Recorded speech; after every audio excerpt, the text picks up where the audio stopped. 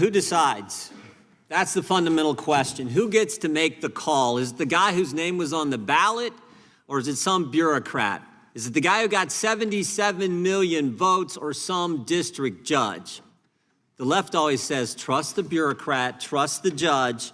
It's the Faucis, it's the Boasbergs who get to make the call. After all, they're the experts. They're smarter than we, the people. They're smarter than all us hillbillies in flyover country who voted for President Trump. Trust them. That's not how it works. We, the people, have the power. So why have 34 federal judges from 11 different districts with a combined 474 years of service on the bench, judges appointed by Presidents Reagan, Bush, Clinton, Bush, Obama, and Trump, entered 57 different preliminary injunctions and temporary restraining orders against President Trump and Elon Musk's executive orders and actions, like the ones nullifying constitutional birthright citizenship, unilaterally dismantling congressionally created agencies, or impounding and diverting funds appropriated by Congress. Well, the majority says it's because these are radical judges. And they lead off, as our good Chairman Issa did, with Judge Jeb Boasberg, the chief judge of the District Court of the District of Columbia, who enjoined the mass roundup and deportation of immigrants to an infamous El Salvadoran prison in peacetime without any due process at all, allegedly under the Alien Enemies Act of 1798, a statute explicitly limited to wartime and military invasion. Some of our colleagues have been railing against Judge Boasberg for ordering the planes to be turned around. They say those planes were filled with terrorists, I think my good friend from Texas said. Well, here's one person of many who wasn't a terrorist on that flight or a gangbanger. His name's Kilmer Garcia. He's a Marylander married to a U.S. citizen who has a 5-year-old son with autism. And he went to pick up his son, but he was picked up first by ICE.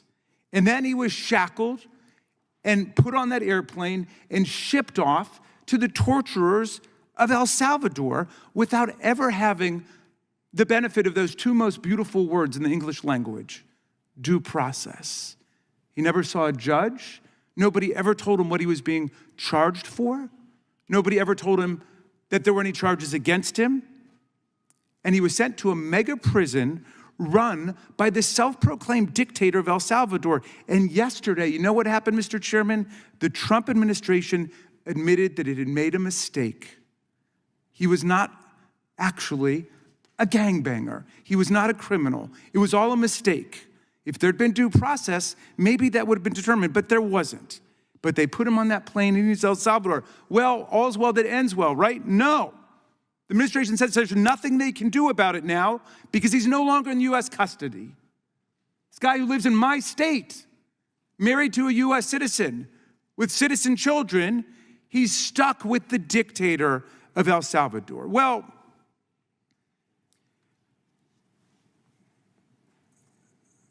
Judge Boasberg, some of our colleagues want to impeach him. Look. Some of our colleagues, they've got "for wanted" signs in the Cannon House office building with the names and faces of judges on them. They want to impeach them now. They want to impeach Judge Boasberg. Some of my colleagues should be alerted to this fact. Judge Boasberg was first named to the bench by President Bush. He was Justice Kavanaugh's roommate at Yale. Known in legal quarters as a very conservative judge, but they want to impeach him because he stood up for the rule of law. Now, Democrats say all of these executive orders and actions are being struck down not because these are radical left rogue judges, but because the judges, regardless of who appointed them, are doing their jobs. If the number of decisions striking down Trump illegality is unprecedented today, it's only because the sheer number of illegal acts committed in the first 100 days is unprecedented. America's never seen anything like it before in our entire history. Trump and Musk have been systematically violating the Constitution and breaking the law to trample the rights of the people and steal our data, fire excellent federal workers en masse, and dismantle congressionally created government agencies and programs, from the VA and Medicaid to NOAA, NIH, and Social Security, which Elon Musk called, quote, the biggest Ponzi scheme of all time. When brave Americans go to court to defend themselves against the President of the United States and the richest man in the world, these judges from across the political spectrum are showing up to work, and they're showing America why we have an independent judiciary.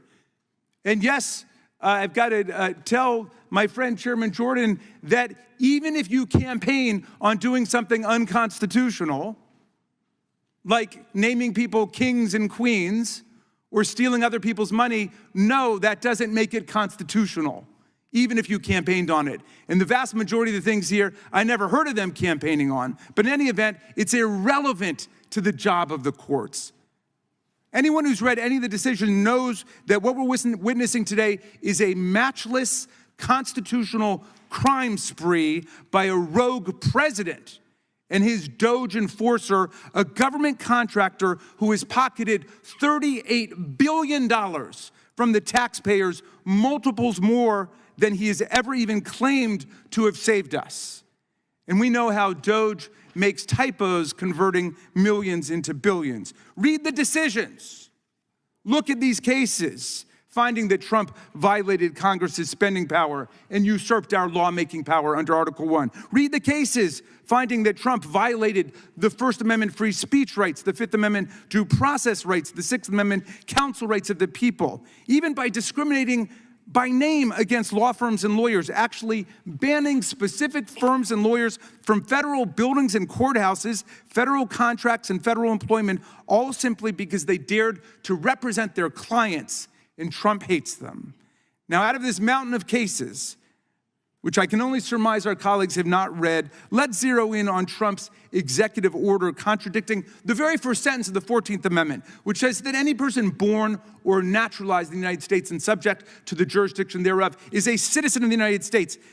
Trump got struck down by a Reagan judge, a Biden judge, an Obama judge, and a Bush judge. The Reagan judge said, quote, I've been on the bench for 4 decades.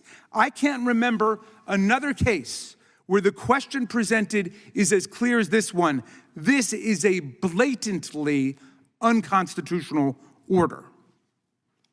Blatantly. This is from a Reagan judge. Now, my colleagues seem to think that an executive order is greater than a law or the Constitution itself. But an executive order cannot trump a federal statute, much less the Constitution. An executive order is just an order to the executive bureaucracy to follow a policy unless and until it's countermanded by law, by the courts. Many of our colleagues are following Trump and Musk in calling for impeachment right now. There have been only 15 federal judges impeached in all of American history, always for serious professional misconduct, like taking bribes, stealing from the court, or habitual drunkenness, not even occasional drunkenness, habitual drunkenness on the bench. Congress has never defined a doctrinal or interpretive disagreement as a high crime and misdemeanor, much less when the judge's reasoning was airtight correct. The spreading movement to impeach and attack judges is so alarming that Chief Justice Roberts issued a rare statement last week. He said, for more than 2 centuries, it's been established that impeachment is not an appropriate response to disagreement concerning a judicial decision. The proper response, of course, is to appeal the decision. And to be fair, Chairman Issa expressed his strong disapproval of these wanted posters yesterday in the Rules Committee. Now, for some members, talk of impeaching these so-called rogue judges is just fun and games. But the vicious assault, the vicious rhetorical assault on the judiciary has turned into something more sinister in certain quarters. Actual violent threats, bomb threats, direct intimidation. Judge Boasberg, the Bush appointee, must endure scandalous online attacks and insults by President Trump and Elon Musk and their followers. Even worse, the campaign of vilification has spread to Judge Boasberg's family. including outrageous attacks on his daughter, who's had her photo and her place of work posted on social media by Elon Musk to his 290 million followers. These threats follow an actual bomb threat made to the sister of Supreme Court Justice Amy Coney Barrett. And there are numerous other threats taking place today. And of course, we've seen threats and actual violence and murders take place in the past. I call on my colleagues right now to call off the campaign to impeach federal judges for doing their jobs. I call on them to demand that the Trump administration comply with all judicial orders while appealing whichever ones they want to appeal, and to demand the return of people unlawfully taken to El Salvador on that so-called plane full of gangbangers. And I especially call on them today to denounce all violent threats, doxing, online vilification, and threats against our judges. This is the Judiciary Committee of the United States House of Representatives, and we should act like it. I yield back, Mr. Chairman.